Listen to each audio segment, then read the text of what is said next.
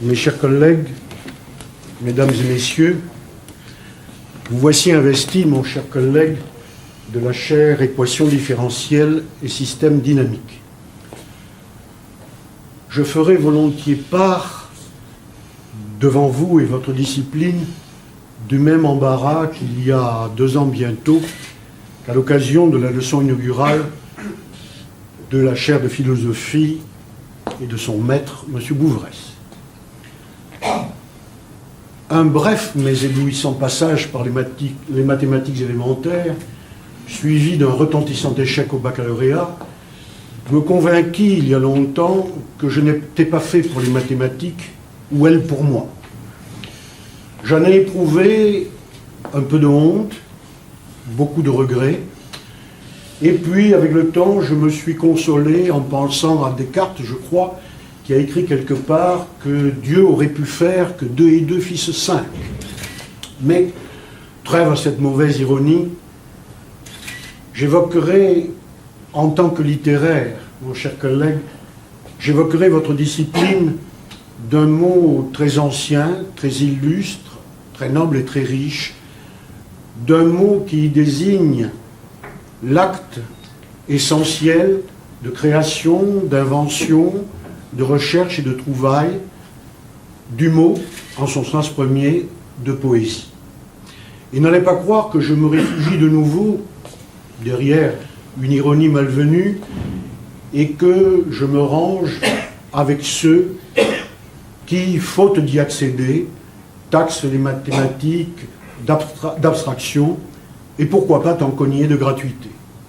Non, nous savons que votre recherche vit de forcer un secret qui à son tour en dévoilera d'autres, comme dans ces gaz et ces planètes qui, je crois, ont alimenté quelque temps votre méditation. C'est en fonction de cette tâche très noble et ô combien utile des mathématiques que je vous souhaite, mon cher collègue, au nom de vos collègues, de votre public et en mon nom personnel, la plus chaleureuse des bienvenues parmi nous. Je vous remercie.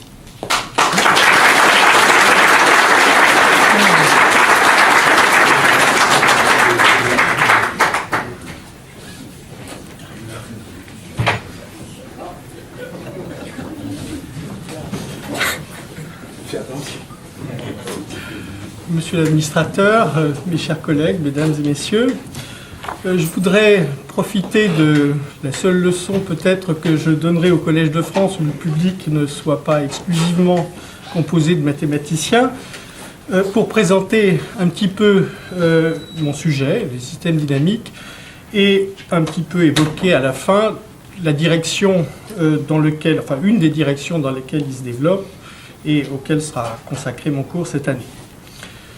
Alors, c'est un sujet qui a un fondateur, Henri Poincaré, au tournant du siècle dernier, au début de ce siècle. Mais avant d'en arriver là, je voudrais expliquer un petit peu ce qui l'a amené à poser les bases de cette théorie. Alors, je reviens, disons, en physique ou en d'autres sciences expérimentales, on modélise mathématiquement un phénomène dynamique de la façon suivante. On considère un certain nombre de paramètres, on considère un système, bon, je donnerai des exemples très rapidement, un système qui peut être décrit par un certain nombre de paramètres, ces paramètres peuvent être en nombre fini ou infini, et l'ensemble des états possibles de ces paramètres forment ce qu'on appelle l'espace des phases, et on se donne par ailleurs une équation d'évolution qui décrit l'évolution infinitésimale des paramètres avec le temps. Alors, je vais tout de suite donner des exemples. Alors, par exemple, dans la mécanique d'un système de masse ponctuelle, on sait depuis Newton que c'est l'accélération qui est reliée aux forces s'exerçant sur le système. Et donc, on se donne comme paramètre décrivant le système les positions des particules, donc 3 coordonnées dans l'espace pour chacune des particules, plus les composantes des vitesses, puisque c'est les variations infinitésimales des vitesses qui sont décrites par les lois physiques. Donc 6 paramètres pour chacune des masses ponctuelles. Un autre exemple, toujours, disons, en mécanique. Alors, celui-là, plus lié à la thermodynamique. On considère des billes assimilées donc à des petites sphères rondes dans un récipient, en nombre en général très grand, de l'ordre de 10 puissance 23. Et on considère que ces billes se déplacent librement dans le récipient en rebondissant élastiquement sur les parois et en rebondissant également entre elles élastiquement. Donc dans les deux cas, dans ces deux cas, les équations sont bien connues. Dans le premier, je n'ai pas donné l'équation, mais on peut par exemple, un problème extrêmement important pour l'histoire du sujet, considérer la mécanique céleste, où l'évolution donc du système est décrite par les lois de Newton, par la loi de la gravitation universelle de Newton. Donc on a un potentiel qui est inversement proportionnel aux distances entre les corps célestes. Alors, j'ai ici juste alors, je pourrais d'ailleurs commencer par montrer une figure assez incompréhensible et dire que cette figure, qui apparaît justement déjà chez Poincaré, je passerai une bonne partie de la leçon à essayer d'expliquer ce qu'on en comprend. On est loin de tout comprendre. Et justement, je dirais que pratiquement la plupart des progrès majeurs, en quelque sorte, qu'on a effectués depuis un siècle dans mon sujet, sont reliés à comprendre d'une façon de plus en plus profonde cette figure. Pour le moment, je n'explique pas ce qu'elle veut dire, on en reviendra périodiquement dans l'exposé. Alors, donc là, je symbolise un petit peu donc, ce que je viens de dire. La figure qui est en noir, bon, l'avantage des mathématiciens, c'est qu'ils peuvent toujours simplifier outrageusement les objets qu'ils utilisent de façon à ce qu'ils deviennent dessinables. Donc j'ai dessiné en quelque sorte en noir ici ce qui serait l'espace des phases, donc c'est l'espace de tous les états possibles du système. Et en rouge, symboliquement ce qu'on appelle un champ de vecteur, donc c'est une direction tangente à l'espace des phases dans chaque point de l'espace des phases qui représente la variation infinitésimale dans un temps infiniment court. Et on s'occupera ensuite d'en chercher les solutions de l'équation d'évolution. Donc il s'agit d'essayer de comprendre comment les paramètres décrivant le système varient avec le temps, connaissant donc la loi physique qui décrit leur variation infinitésimale. Alors il s'agit ici d'un modèle en temps continu. On peut aussi considérer des modèles en temps discret, où au lieu de considérer la valeur des paramètres décrivant le système, c'est-à-dire un point de l'espace des phases, pour toutes les valeurs du temps, on considère seulement les valeurs de ces paramètres pour des instants successifs, des instants discrets successifs. Ce n'est pas, enfin, certains problèmes se présentent naturellement dans un cadre continu, d'autres dans un cadre discret, et très souvent on peut passer d'un cadre à l'autre. Pour donner un exemple, si on considère, pour simplifier simplement, une bille se déplaçant dans un récipient et rebondissant contre les parois, on peut soit effectivement considérer le vrai modèle à temps continu, donc on a 6 paramètres qui sont la position de la bille dans le récipient plus sa vitesse, soit seulement considérer les instants où elle rebondit, puisque entre deux instants où elle rebondit, la trajectoire est rectiligne uniforme et ne pose pas de problème. Donc toute l'information est contenue dans la position de la bille sur la paroi à l'instant où elle rebondit et la direction avec laquelle elle arrive sur la paroi.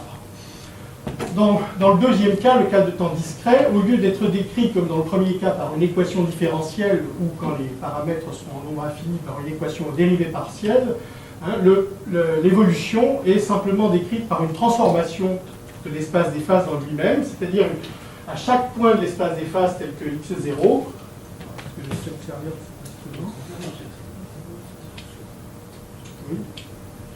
voilà. À chaque point de l'espace des phases tel que x0 est associé par l'équation d'évolution, donc par la transformation d'évolution, un autre point x1. Pour connaître ensuite la position dans l'espace des phases au temps suivant, on appliquera de nouveau la même transformation pour arriver au point x2, etc. Alors j'ai décrit ici et ici deux types particuliers d'évolution, l'évolution qu'on appelle périodique, puisque ici, quand on part par exemple de cette condition initiale, j'ai introduit un petit peu de vocabulaire ici, de cette condition initiale, c'est-à-dire une position dans l'espace des phases à l'instant 0, on se retrouvera au bout d'un certain temps, la période, au même point. Donc ça correspond à une évolution périodique avec le temps. Ici, c'est de la même façon, mais sauf que la période, ici, est un nombre entier. C'est le nombre d'itérations de la transformation qu'il faut effectuer pour revenir à la condition initiale. Alors, il va de soi que ces évolutions sont plutôt exceptionnelles. Hein. En général, il n'y a pas de raison de penser que l'évolution est périodique. Alors, je poursuis sur des exemples, mais pour lesquels je peux décrire l'espace des phases. Donc, j'ai décrit ce modèle de gaz. Ensuite, un exemple classique, qui justement servira, c'est celui du pendule pesant. Donc, dans le pendule pesant, c'est un pendule qu'on suspend et qu'on laisse se balancer, hein, on a deux paramètres pour décrire l'état du système. Une coordonnée θ, qui est la coordonnée angulaire qui décrit l'angle que fait le pendule avec la verticale, et une coordonnée oméga qui est sa vitesse angulaire. Donc la coordonnée oméga est un nombre réel, alors que la coordonnée θ, la coordonnée angulaire, hein, est seulement définie modulo un nombre de tours entiers. Hein, on ne compte modulo un nombre entier de tours. Donc j'ai décrit ici l'espace des phases. L'espace des phases, donc c'est juste deux paramètres, c'est le plan ordinaire. Ou si on préfère justement identifier deux valeurs de θ qui diffèrent par un entier, c'est le cylindre que vous voyez ici. Donc ici, le dessin, si j'ose dire, est périodique avec le temps. Alors j'ai dessiné ici les solutions. Il se trouve que dans un système aussi simple, parce qu'il y a un seul degré de liberté, on peut complètement, en écrivant simplement la conservation de l'énergie, résoudre l'équation différentielle, hein, et on obtient donc un tel diagramme dans l'espace des phases. Les deux points en rouge correspondent aux deux équilibres. Celui-là, à l'équilibre stable où le pendule est en bas, et l'autre qu'on voit plus rarement, c'est l'équilibre instable où le pendule se trouve en haut. Hein, ces mouvements autour de l'équilibre stable correspondent à des balancements du pendule, tandis que ces courbes-là, au-dessus, hein, correspondent à des mouvements circulaires du pendule, où le pendule fait plusieurs tours. Donc on retrouve les mêmes courbes ici dans l'espace des phases où j'ai quotienté, où j'ai identifié deux valeurs de θ qui diffèrent par un entier. Enfin, ces deux orbites, hein, sont pas mal d'importance pour la suite. Ces deux orbites correspondent à un mouvement où on lâche le pendule essentiellement de la position verticale, mais on le laisse tomber et au bout d'un temps infini, il va faire un tour et se retrouver à nouveau en position verticale. Ça correspond à cette orbite qui est ici. Mais le temps mis à parcourir cette orbite, donc d'ici jusque-là, hein, est infini. Bon, donc ceci c'est le pendule pesant, il est bien compris. Mais justement, dès qu'on introduit, je dirais, une petite excitation, on va retrouver la figure qui est là, alors que je commande déjà un petit peu maintenant. Alors cette figure qui est là, d'abord l'espace des phases est le même que précédemment. L'espace des phases, on se donne donc une coordonnée angulaire qui représente la position du pendule et une vitesse angulaire, c'est les deux mêmes paramètres qui décrivent l'état du système. La différence, c'est qu'on a changé l'équation d'évolution. Par exemple, on a excité le pendule en secouant un petit peu son point d'attache de façon périodique. Alors, comme on le secoue de façon périodique, on peut se contenter, hein, de décrire quelle est la position du pendule. On va passer d'un problème à temps continu à un problème à temps discret. On va se contenter de décrire la position du pendule à chaque période. On a une certaine période de l'excitation et on se contente de décrire quelles seront les positions successives du pendule pour chaque période. Alors attention, ici je n'ai plus un temps continu, donc j'ai un temps discret. J'ai décrit ici, par exemple, quelques-unes des orbites. Donc, c'est-à-dire qu'est-ce qui se passe quand on prend une condition initiale sur cette courbe bleue qui est ici, que j'expliquerai un peu plus tard. Hein, on a donc une position initiale ici qui, à l'instant suivant, donc une période plus tard se retrouvera ici, une période plus tard ici, une période plus tard ici, une période plus tard ici, etc., etc. Donc le point ici va rester sur la courbe. Voilà un autre genre d'orbite, je ne vais pas dessiner beaucoup. Donc avec une condition initiale ici qui se trouve à l'intersection de cette courbe. Alors cette courbe correspond toujours à l'évolution qui, au temps moins l'infini, se trouvait à l'équilibre instable. Et ici, cette courbe correspond toujours à ce qui arrive à l'autre courbe ici, qui n'est plus la même qu'avant. Hein. Mais maintenant, ces deux courbes ne sont plus confondues. Cette courbe-là correspond à une évolution qui se terminera au temps plus l'infini à l'équilibre instable. Alors maintenant, on a ici un point d'intersection de ces deux courbes. Dans l'exemple précédent du pendule pesant et non excité, les deux courbes étaient confondues. Ici, on a un point d'intersection et l'image, donc une période plus tard, se trouvera ici, une période plus tard ici, une période plus tard ici. Par contre, dans les temps négatifs, se trouvera ici, puis ici, puis ici. Alors, ça ressemble un petit peu à ce qui se passait pour l'orbite précédente, mais maintenant, si vous changez un tout petit peu, si vous placez sur la courbe qui est ici, eh bien, mais pas sur l'autre, eh bien, dans les temps négatifs, il va se passer un petit peu la même chose, ça va tendre ici, mais dans les temps positifs, il va se passer des choses extrêmement compliquées, puisque, enfin, comme l'indique un petit peu le dessin que j'ai fait sur cette courbe ici. Je ne vais pas rentrer du tout dans la technique, mais disons dans le début d'explication, donc ce dessin correspond à l'espace des phases et quelques trajectoires dans un pendule pesant excité.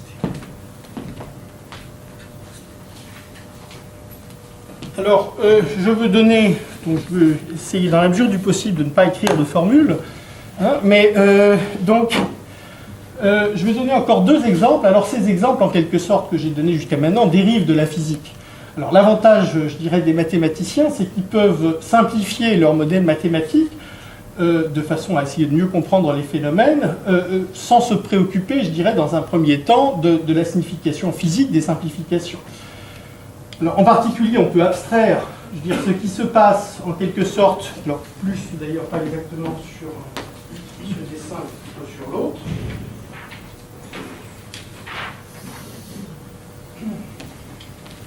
Si on regarde maintenant, mais si on garde le modèle à temps discret, c'est-à-dire qu'on garde une certaine période et qu'on regarde ce qui se passe sur chacune de ces courbes, eh bien donc on a une certaine période et par ailleurs on a une autre période qui est donnée ici par le mouvement périodique du pendule. On a la période de l'excitation, mais qui est réduite à 0 ici, et la période propre de cette orbite.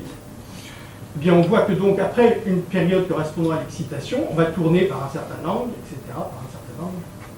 Et ceci est valable, maintenant ce dessin est valable dans toute la région qui s'étend jusqu'à toute la région en forme de citron, qui s'étend jusqu'à l'équilibre instable. Alors, sur une courbe particulière, eh bien, la dynamique, l'évolution ressemble simplement à l'addition d'un angle. C'est-à-dire qu'à une coordonnée angulaire θ est associée à l'instant suivant la coordonnée angulaire θ plus alpha. Alpha est un paramètre qui dépend de la courbe choisie.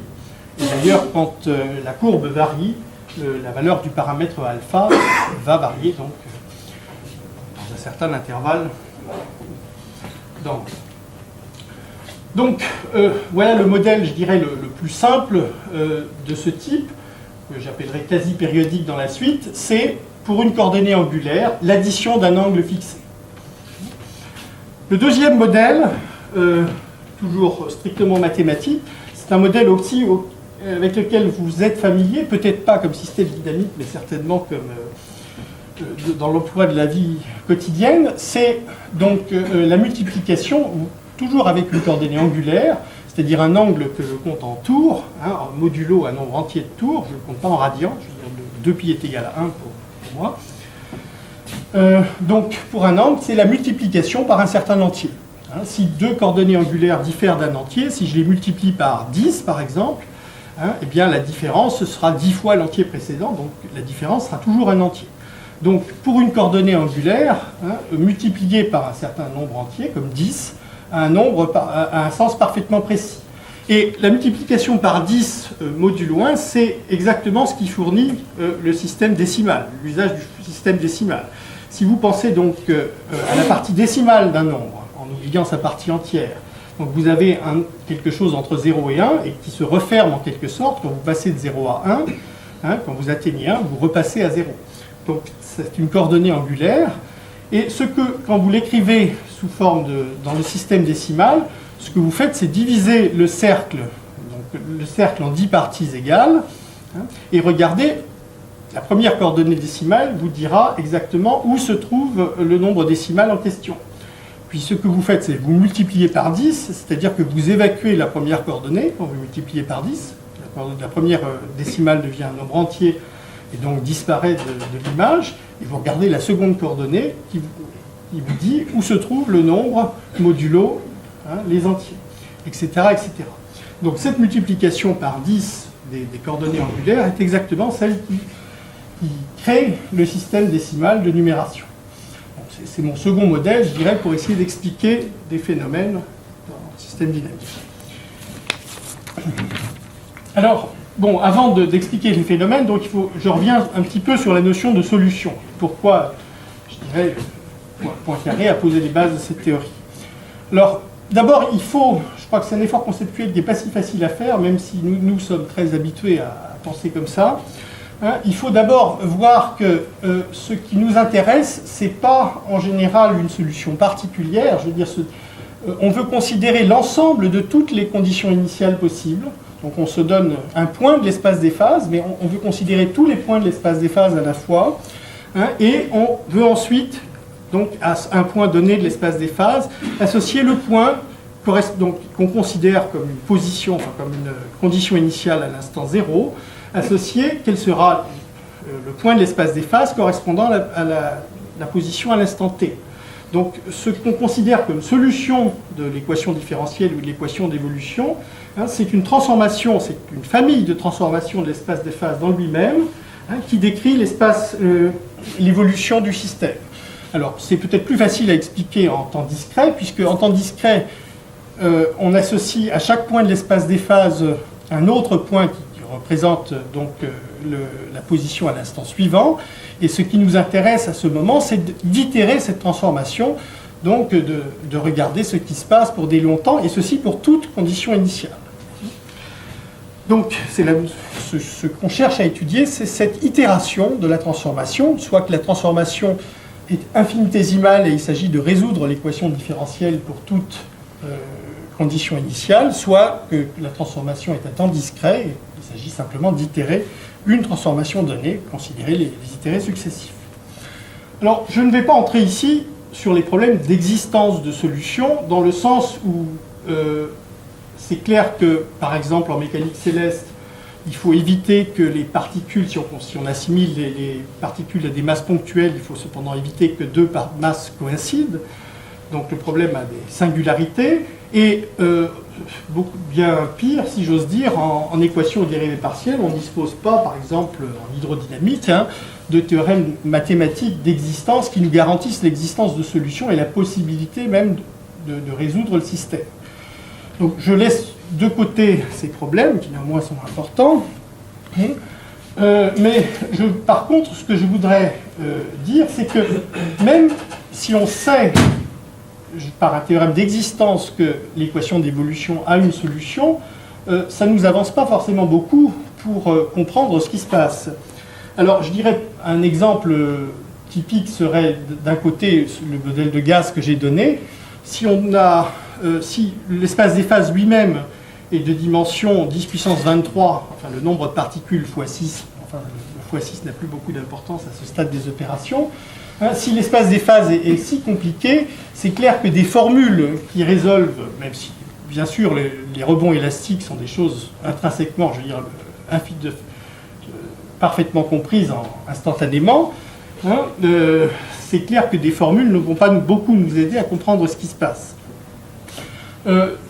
Par ailleurs, on a depuis le siècle dernier des théorèmes analogues à ceux de Galois sur les équations algébriques. Donc Galois, je vous rappelle, donc, la situation est un peu similaire à ce qui se passe dans le cadre des équations algébriques, où Galois, donc pour les équations polynomiales, a montré que certaines équations ne peuvent se résoudre par radicaux.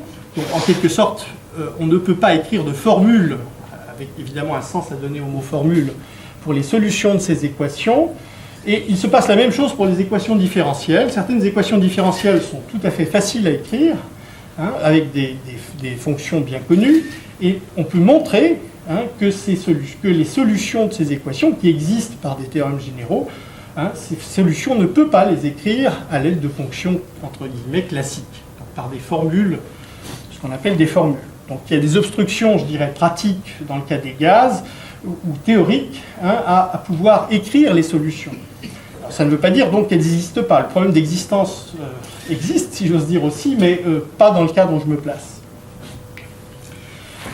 Donc, alors c'est en particulier le cas d'ailleurs dans la mécanique céleste, puisque lorsqu'on a deux corps, eh bien, on se trouve dans la situation qui est résolue par les lois de Kepler. Donc les particules, enfin les corps célestes décrivent des ellipses dont le centre de gravité est un foyer, et les décrivent à une vitesse angulaire qui est telle que l'air est balayé à vitesse constante.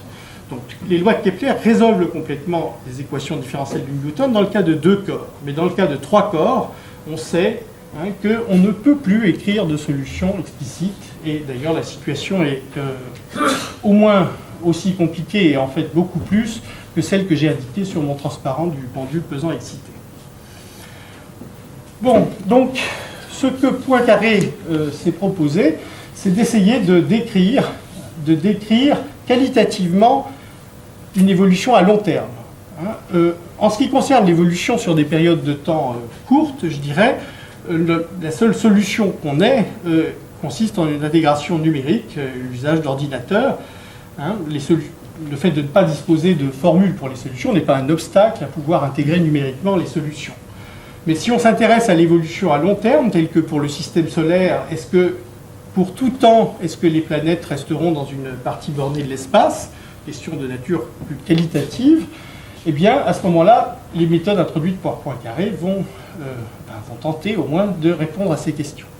Alors typiquement, ce qu'on voudrait étudier, c'est les moyennes temporelles de différentes observables. Si vous pensez, enfin j'utilise le mot physique, là, observable, une fonction sur l'espace des phases, c'est donc tel qu'une des coordonnées, par exemple, un des paramètres qui décrit l'espace des phases, ou n'importe quelle fonction de ces paramètres, donc une fonction sur l'espace des phases, je considère qu'une observable en physique, eh bien, quand on considère une solution de l'équation d'évolution considérée, on peut essayer de calculer la valeur moyenne de cet observable pour cette solution. Alors, il se peut que ça dépende de la solution, il se peut que ça n'en dépende pas, et là, on retrouve quelque chose que je ne vais pas vraiment aborder, mais c'est l'hypothèse ergodique, l'hypothèse ergodique de Boltzmann pour la mécanique statistique, qui est de supposer, pour démarrer la théorie, une supposition qui n'est pas vraiment justifiée mathématiquement, que les moyennes temporelles donc de ces orbites, par exemple dans le modèle des gaz que j'ai considéré, sont égales aux moyennes spatiales. Moyenne spatiale ici, pas sur tout l'espace des phases, puisqu'on a des intégrales premières, mais sur les surfaces d'énergie. Donc on peut considérer, je dirais, que le but de la théorie, c'est de pouvoir comprendre comment se comportent ces moyennes. Donc dans quelle mesure elles dépendent de la condition initiale. Est-ce qu'elles existent d'abord? C'est-à-dire que est-ce que vraiment cette moyenne, quand on fait tendre l'espace temporel, sur lequel on fait la moyenne vers l'infini, est-ce que ces moyennes ont des limites? Et dans quelle mesure elles dépendent des conditions initiales? Alors je reviens maintenant sur l'aspect... Donc j'ai considéré, je dirais, à la source deux modèles mathématiques très très simples. Donc l'addition d'un angle à une coordonnée angulaire et la multiplication par 10, ou 2 si vous préférez, mais enfin 10 c'est plus en liaison avec l'intuition. Donc je reviens. Le premier, l'addition d'un angle, correspond en quelque sorte, je dirais, aux lois de Kepler, dans le sens où pensez à ce qui se passe dans un système solaire où vous auriez le Soleil considéré comme une masse qui est très lourd, et donc deux planètes. On va se contenter de deux planètes, Jupiter et Saturne par exemple. Eh bien, donc, dans un premier temps, vous pouvez négliger l'attraction mutuelle de Jupiter et Saturne, qui sont évidemment beaucoup plus légers que le Soleil, et considérer que vous avez simplement deux systèmes à deux corps, le Soleil et Jupiter d'un côté, le Soleil et Saturne de l'autre, et le Soleil étant beaucoup plus lourd que Jupiter et Saturne, en fait le Soleil va se trouver fixé, et Jupiter et Saturne vont décrire des ellipses dont le Soleil est un foyer. qui vont décrire ces ellipses de façon indépendante l'un de l'autre, chacun avec sa période. Et vous pouvez essayer de... Donc il y a une vitesse angulaire qui n'est pas constante, mais telle que l'air balayé soit constante. Le système est complètement décrit. Alors, chacune des orbites est périodique. Le Jupiter a une trajectoire périodique, il en est de même pour Saturne, mais ce n'est pas le cas pour l'ensemble du système, a priori, puisque quand Jupiter fait un tour, Saturne va parcourir seulement une fraction de l'orbite, une fraction qui n'est pas forcément commensurable, qui n'est pas forcément une fraction, un multiple rationnel de l'orbite. C'est-à-dire qu'il se peut que jamais, en fait c'est même ce qui s'arrivera le plus souvent, que jamais, à la fois Jupiter et Saturne ne se retrouvent exactement à la même position. Alors ça correspond, si j'essaye de décrire le système en regardant simplement où se trouve Saturne à chaque fois que Jupiter a fait un tour, donc j'attends que Jupiter fasse un tour et je regarde où est Saturne, et bien donc on va parcourir à chaque étape une certaine fraction de l'orbite totale. Cette fraction, si je l'appelle alpha, et si je prends ma coordonnée angulaire de façon à ce que la coordonnée angulaire varie à vitesse constante, eh bien on aura exactement pour l'évolution de Saturne l'addition de cet angle alpha. Donc c'est le prototype, je dirais, de mouvement quasi-périodique. Et qu'est-ce qu'on peut observer, donc juste sur la formule, si j'ose dire, là, qui est une formule quand même assez simple. Eh bien, d'abord, l'homogénéité. Toutes les orbites se comportent de la même façon. La condition initiale, la position θ 0, je dirais à l'instant 0, ne va pas affecter qualitativement ce qui va se passer ensuite. Que je parte de θ 0 ou de θ' 0 de n'importe quelle condition, eh bien on tourne par alpha et tous se comportent de la même façon. En particulier, soit alpha est un nombre rationnel, et à ce moment-là, au bout d'un nombre fini d'itérations, on va se retrouver au même endroit, puisque le multiple, au bout de n itérations, on se retrouvera en θ plus n alpha. Et si alpha a pour dénominateur n alpha c'est un entier, et j'ai négligé les entiers, je considère des coordonnées angulaires. Donc cette trajectoire sera périodique, et à ce moment-là, il en sera de même, quelle que soit la condition initiale, toutes les conditions initiales seront périodiques, ou alpha sera irrationnel, et à ce moment-là, au contraire, n alpha n'est jamais un entier, et on ne revient jamais au même endroit, et ceci de nouveau, quel que soit θ. Donc, toutes les orbites ont le même comportement, toutes les solutions ont le même comportement. L'autre aspect important à souligner, c'est que si je me donne deux conditions initiales proches, θ et θ', eh bien, autant au moment suivant, on se retrouvera en θ plus alpha et θ' plus alpha. Donc, ces deux, on sera de nouveau écarté par le même écartement θ' moins θ. Et puis, autant k, on sera écarté de nouveau θ plus k alpha, θ' plus k alpha, par la même valeur θ' moins θ. Donc, deux conditions initiales proches donnent naissance à deux solutions qui restent proches pour tout temps. Alors, donc, ce qui permet en quelque sorte de calculer l'évolution d'un point de vue numérique de façon très satisfaisante à long terme. Par contre, alors ça c'est un aspect, je dirais, de stabilité interne. Quand on change un petit peu la condition initiale, eh bien on ne change pas beaucoup la solution.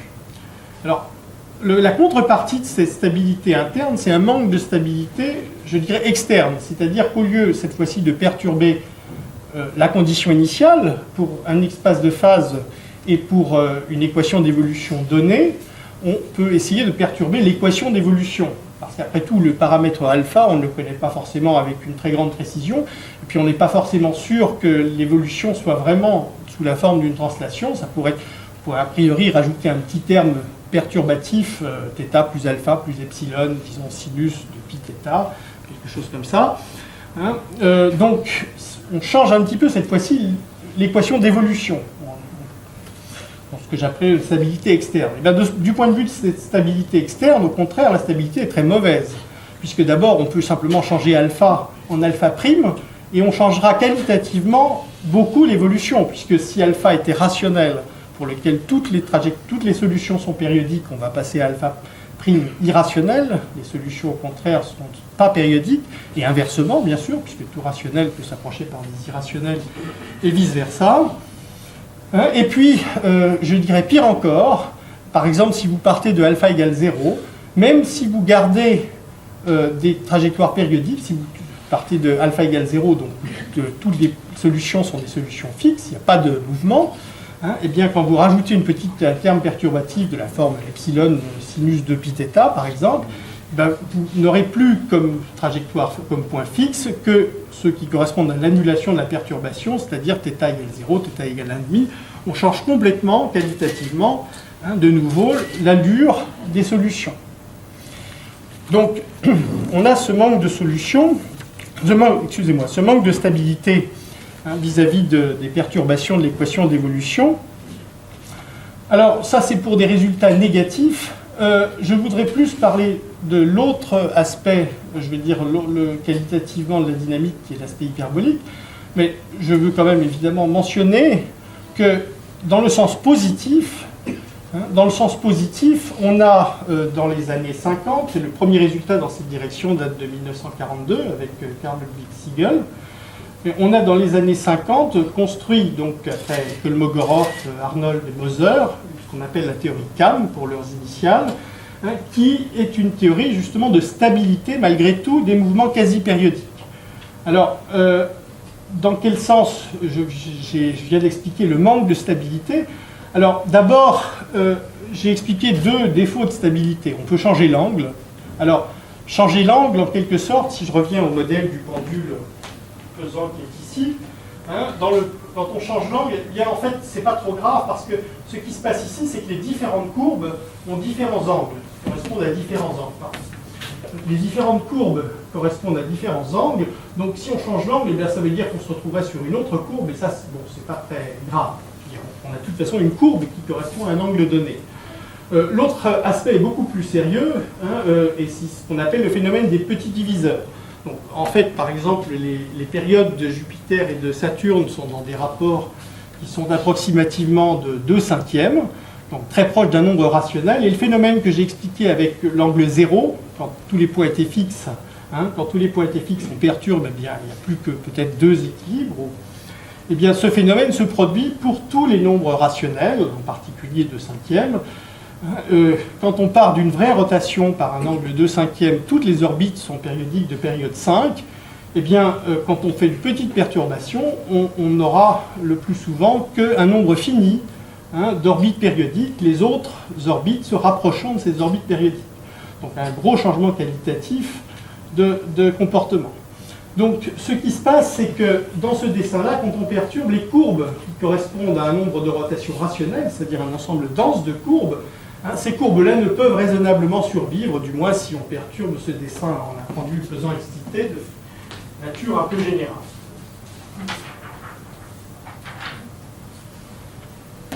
Donc, ces nombres rationnels, on les voit en quelque sorte. Alors ici, ça serait le nombre de rotations que j'aurais envie d'appeler 0. Mais ici, on voit un nombre de rotations qui correspondrait à 1/3. Cette orbite, on peut penser que c'est une orbite de période 3.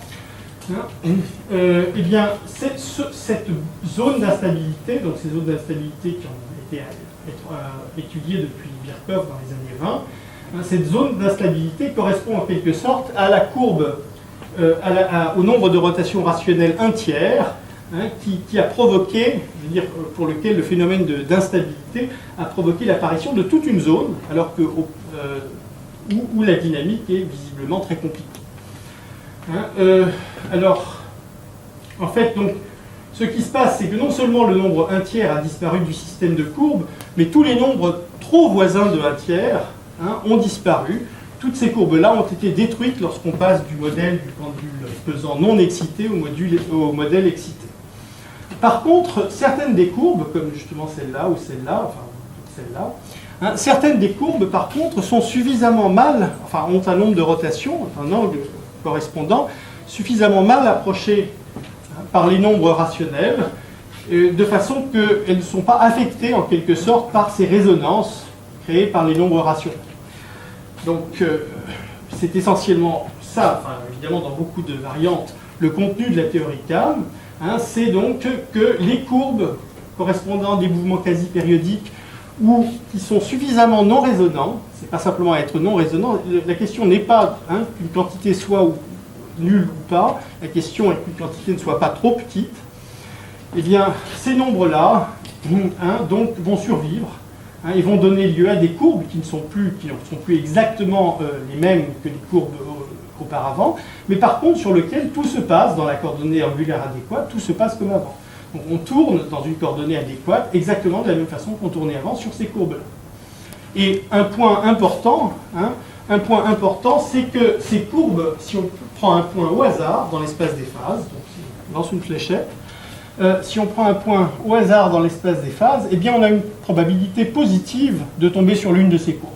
Ces courbes remplissent, alors malgré que ces zones, ces anneaux que vous voyez ici soient denses, les courbes qui les bordent, pas seulement celles qui les bordent, mais moi, toutes les courbes rondes ici, remplissent un ensemble qu'on appelle de mesures positives. Alors, en prenant un point au hasard, on a une probabilité positive de tomber sur une des courbes. Qui plus est, vous voyez apparaître ici dans les anneaux, ici, d'autres systèmes de courbes correspondant à des orbites périodiques. Ici, j'avais un point fixe, point de période 1. Ici, j'ai une orbite de période 3 qui est elle-même entourée par des systèmes de courbes. Alors, je ne dessinais qu'une toute petite partie. Il y aurait beaucoup, chaque zone va contenir des orbites de cette sorte. Donc, on a toute une série d'orbites qu'on appelle elliptiques de cette sorte. Et on peut se demander, la question n'est pas résolue, est-ce que si on prend, en quelque sorte, si on prend un point au hasard, est-ce qu'on a une probabilité totale, une probabilité 1, de tomber soit sur l'une de ces courbes principales, soit sur l'une des courbes secondaires que vous voyez ici, soit sur une des courbes de niveau supérieur, soit en quelque sorte sur quelque chose qui se comporte exactement de la même façon. La question n'est pas résolue. Est-ce que, en quelque sorte, si vous prenez un point au hasard, c'est-à-dire si vous négligez des ensembles de mesures nulles, est-ce qu'il reste quelque chose à décrire en dehors de ce phénomène quasi-périodique, dans ce modèle du module pesant elliptique? La question est ouverte. Bien sûr, il y a des phénomènes d'instabilité sur lesquels je vais venir maintenant et d'hyperbolicité qui sont liés à la présence de l'équilibre instable et à la présence d'autres orbites périodiques instables comme l'orbite de période 3 que vous voyez ici. La question est de savoir si ces phénomènes affectent en quelque sorte un ensemble de mesures positives et cette question n'est pas résolue. Alors, je passe maintenant, dans la suite de mon exposé, à l'étude de l'autre grande catégorie de phénomènes. Donc on a parlé des phénomènes quasi-périodiques, qui ressemblent en quelque sorte donc, à l'addition d'un angle pour une coordonnée angulaire. Je passe maintenant donc à des phénomènes qu'on appelle chaotiques ou hyperboliques, et qui ressemblent à la multiplication par 10. La multiplication par 10 d'un angle, donc ou d'un nombre, où on néglige la partie entière. On ne garde que la partie décimale du nombre.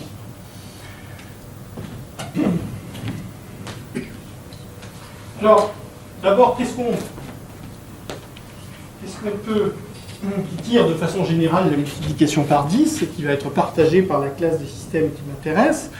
Eh bien, là, au contraire, on n'a pas d'homogénéité. Si vous partez, par exemple, du nombre 0, eh bien, vous restez en 0. La partie décimale nulle est un point fixe. De la même façon, pour un neuvième, un neuvième s'écrit 0.1111111, et bien sûr, quand multiplié par 10, ça fait 1.11111, et c'est la même chose modulo les entiers. Donc vous avez ce phénomène d'orbite périodique, mais il est tout à fait en quelque sorte exceptionnel. Si vous prenez un nombre au hasard tel que pi, eh bien au contraire, le comportement de pi, quand on multiplie par 10, ou E si vous préférez, quand on multiplie par 10, va être tout à fait erratique. Et en fait, si vous prenez une condition initiale au hasard, au contraire, au lieu de se comporter de façon périodique, vous allez plutôt remplir le cercle, et vous allez même le remplir de façon uniforme. C'est-à-dire que dans ce cas, les moyennes temporelles sont égales aux moyennes spatiales quand vous prenez une condition initiale au hasard. Ce qui n'est pas du tout le cas si vous parlez d'un point fixe. Si vous partez d'un point fixe, vous y restez. Donc la moyenne temporelle, c'est juste la valeur de l'observable au point fixe.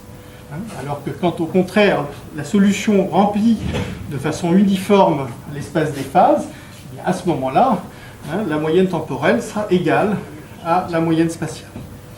Donc, d'abord, ce problème, cet aspect, c'est le manque d'homogénéité. Certaines solutions très régulières, en quelque sorte, périodiques, d'autres, au contraire, qui remplissent de façon dense et même uniformément dense le cercle, et d'autres qui font des choses intermédiaires, qui vont se balader un peu partout sans être périodiques, mais qui peuvent éviter complètement certaines régions. En fait, c'est très facile de construire des solutions qui font ce que vous voulez, puisque vous comprenez les solutions dès que vous écrivez le nombre en base 10.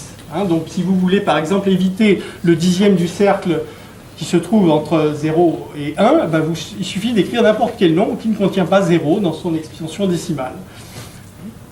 Et par contre, évidemment, vous pouvez vous trouver n'importe où ailleurs du moment que vous ne rentrez jamais dans la partie entre 0 et 1. Donc, c'est très facile d'écrire comme ceci, justement avec le système décimal, des solutions qui ont certaines propriétés, bon, soit donc de périodicité, soit au contraire de densité.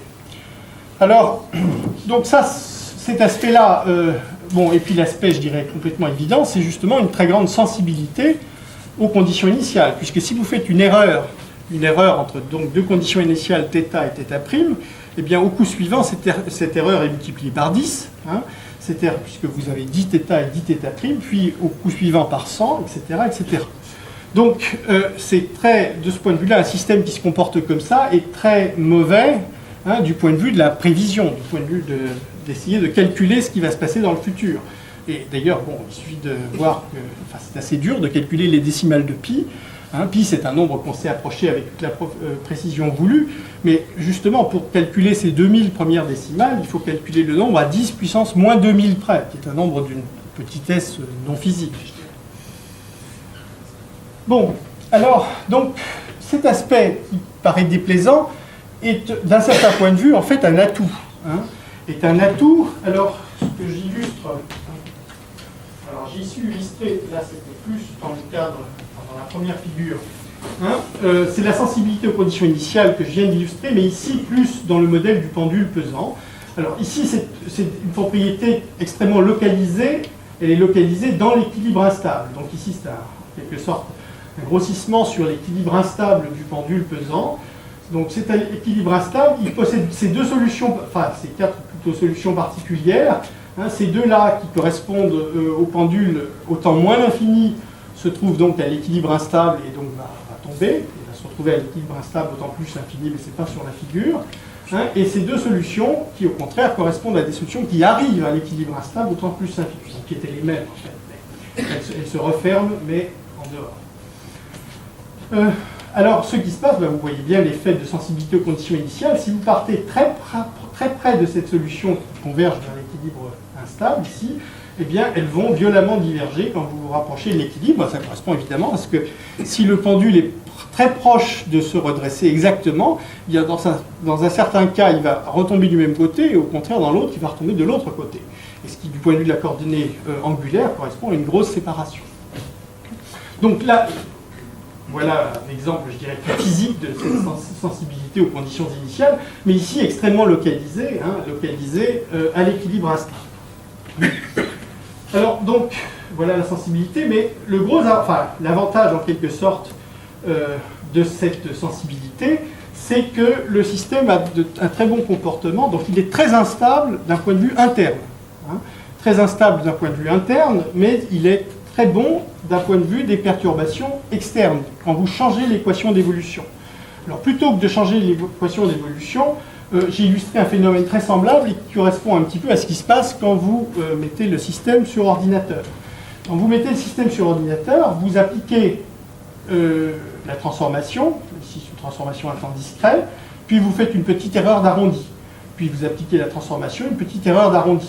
Alors évidemment, je parle ici d'erreurs d'arrondi, ça peut être toute une série d'erreurs, ça peut être simplement que vous ne connaissez pas exactement la transformation, et que donc quand vous la calculez nécessairement avec une certaine erreur. Bon, eh bien, donc une telle pseudo-solution, puisqu'on n'a pas itéré la transformation, mais entre chaque itération, on fait une petite variation du point dans l'espace des phases, donc ceci qu'on appelle une pseudo-orbite, eh bien dans le cadre hyperbolique, sera toujours suivi par une vraie orbite. C'est-à-dire que si vous savez que vous êtes dans une situation hyperbolique, ce que vous pouvez voir sur votre écran d'ordinateur correspond effectivement à une vraie solution du système. Une solution qui n'est pas forcément avec la même condition initiale. Donc vous n'êtes pas forcément en train de calculer la solution que vous voulez, mais vous calculez une solution. Par contre, en quelque sorte, dans le cas quasi périodique, les erreurs n'ont pas, l'erreur de la condition initiale ne va pas exploser brutalement, mais par contre, il se peut très bien, ça arrive, il se peut très bien que vous voyez des choses qui ne correspondent pas du tout à la réalité mathématique ou physique. Parce que les erreurs s'accumulent de façon désagréable et peuvent vraiment provoquer l'apparition de phénomènes qui n'existent pas, c'est-à-dire des phénomènes purement liés aux erreurs d'arrondissement. Bon, alors, j'ai dessiné ici quelque chose qui suggère, en quelque sorte, dans quel cadre, ça ne va pas beaucoup plus loin suggérer, dans quel cadre s'insère cet exemple de la multiplication par 10. Alors, j'ai ici dessiné un exemple où l'espace des phases est de dimension 2, donc pensez à 2 coordonnées réelles, et je m'intéresse seulement à une certaine région de l'espace des phases, une région qui est dessinée par ici, où je considère, donc cette région est constituée de 2 rectangles, le premier qui s'appelle R0, enfin non, plutôt celui-là, celui-là, le premier rectangle vertical R0 et un second rectangle vertical R1, et la transformation est telle qu'elle envoie le premier rectangle sur un rectangle horizontal, que j'ai noté R0 mais avec un indice à gauche, et le second rectangle sur un rectangle R1. L'effet est essentiellement, je ne veux pas écrire de formule, et d'ailleurs le point justement c'est que la description n'a pas besoin de formule, l'effet de la transformation est de compresser fortement verticalement, compresser verticalement le rectangle vertical, de l'étirer horizontalement et de le poser comme vous voyez.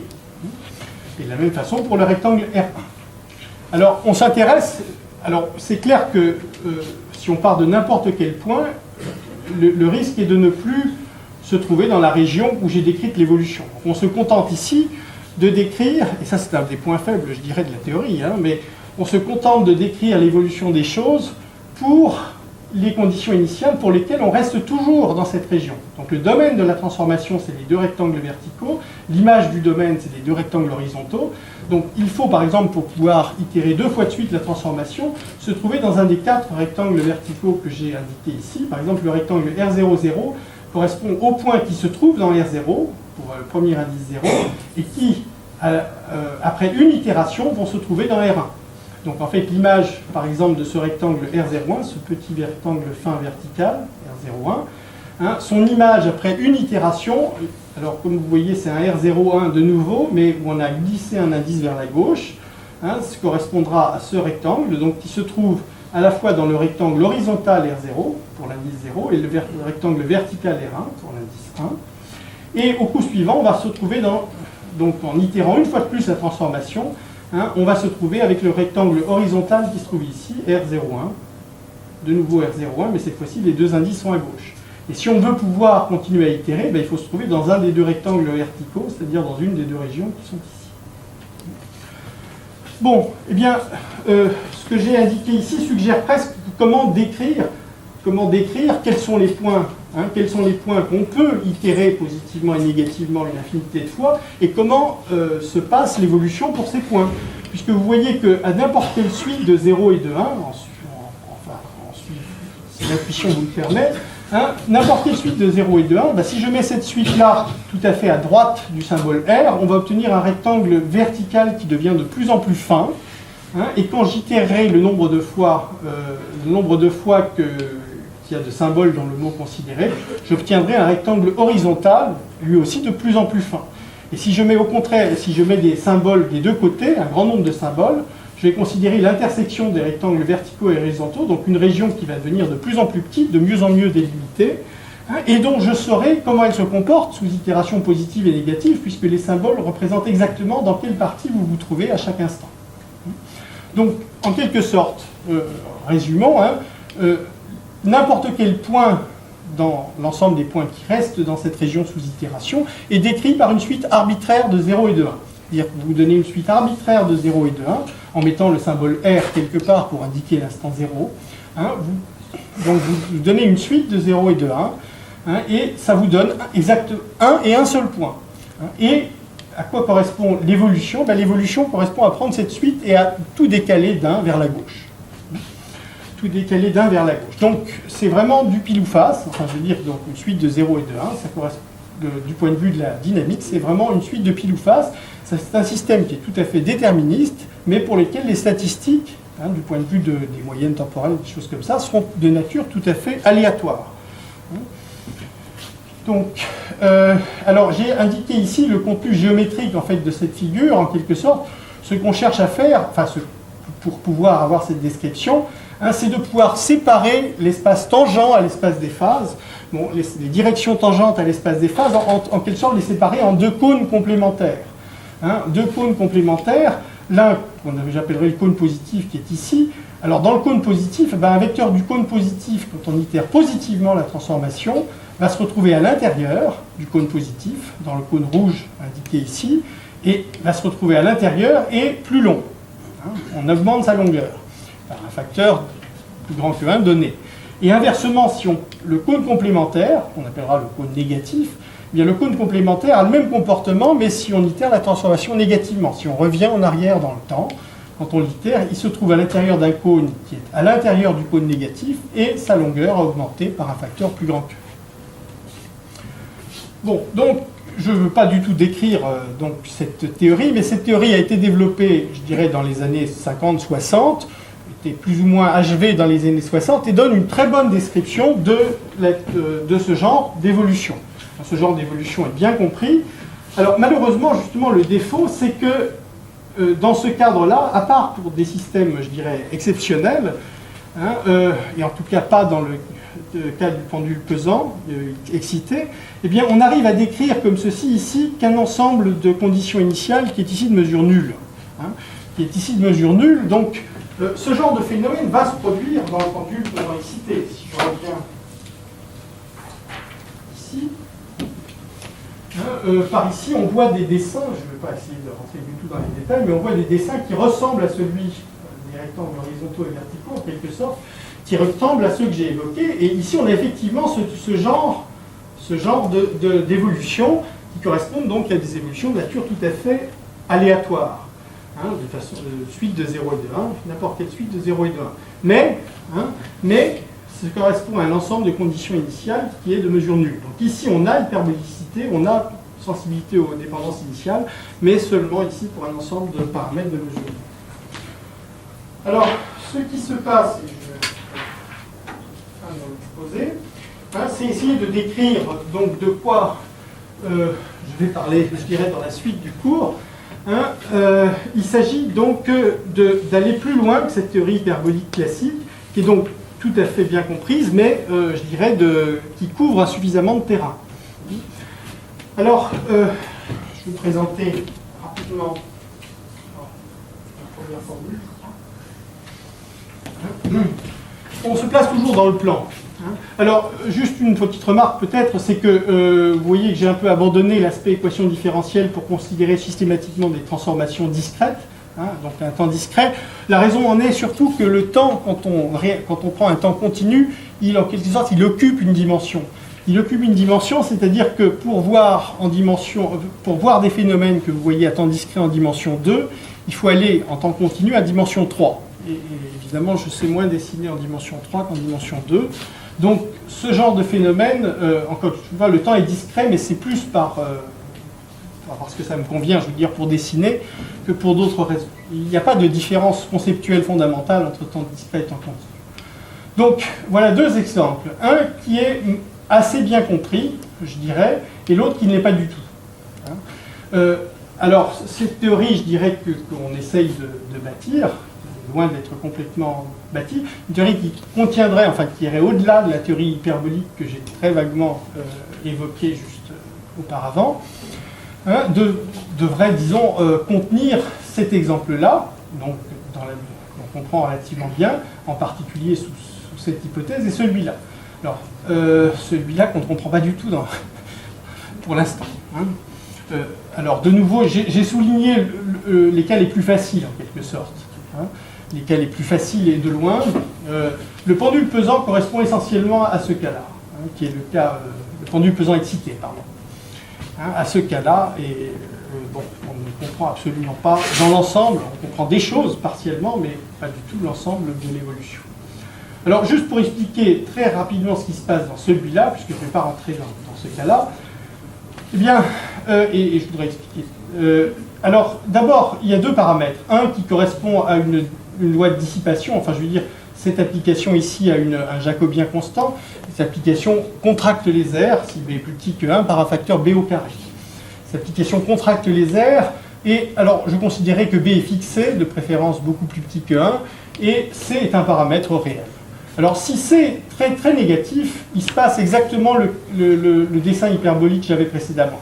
C'est-à-dire on a ces deux rectangles horizontaux ici, non, les deux rectangles verticaux ici, pardon, qui vont sur les deux rectangles horizontaux, et la théorie, je dirais, hyperbolique classique suffit parfaitement à décrire l'évolution.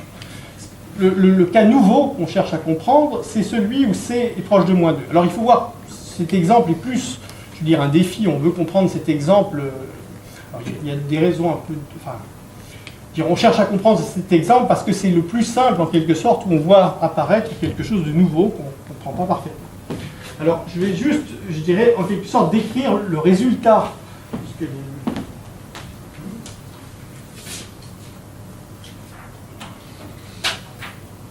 Le résultat sous forme de dessin.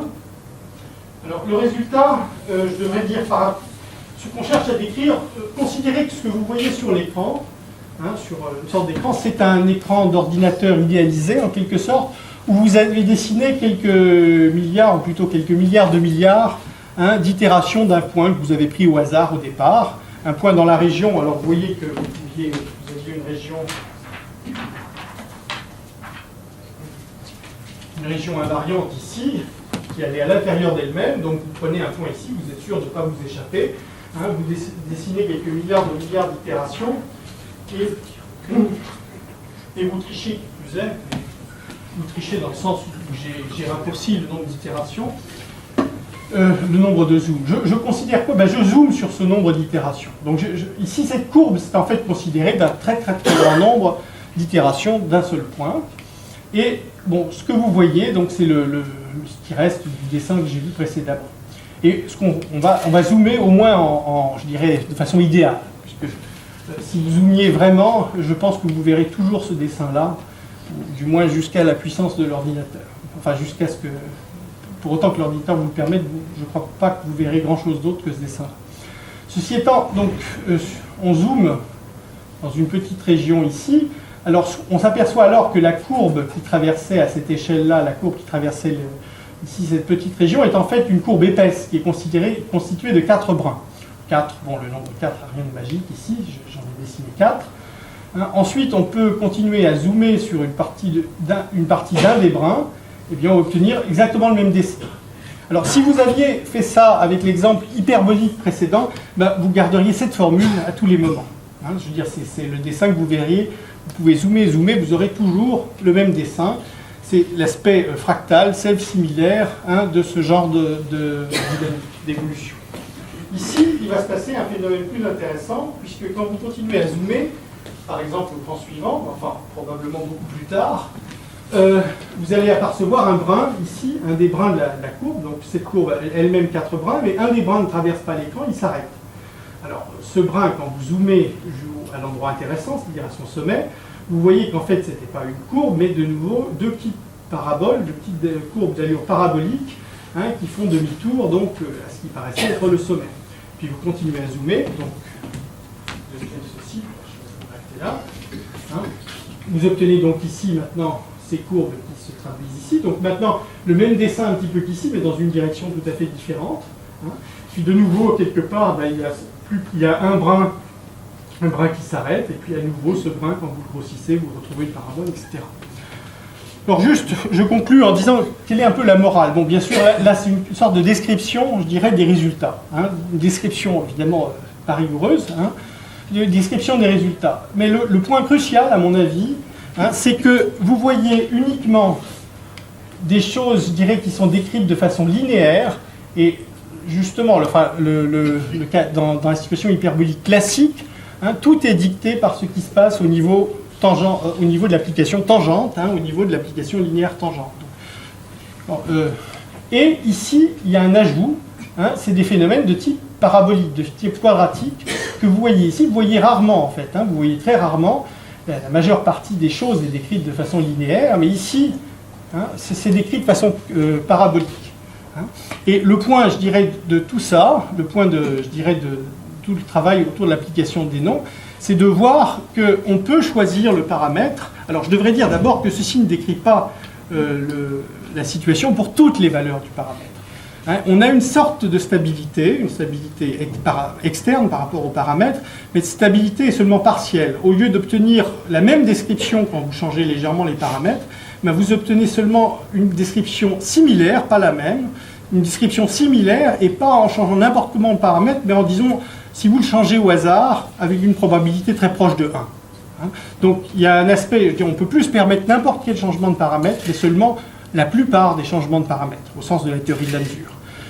Donc l'autre aspect des choses, c'est qu'on doit justement choisir le paramètre pour s'assurer en quelque sorte que justement ces phénomènes quadratiques ne s'empilent pas.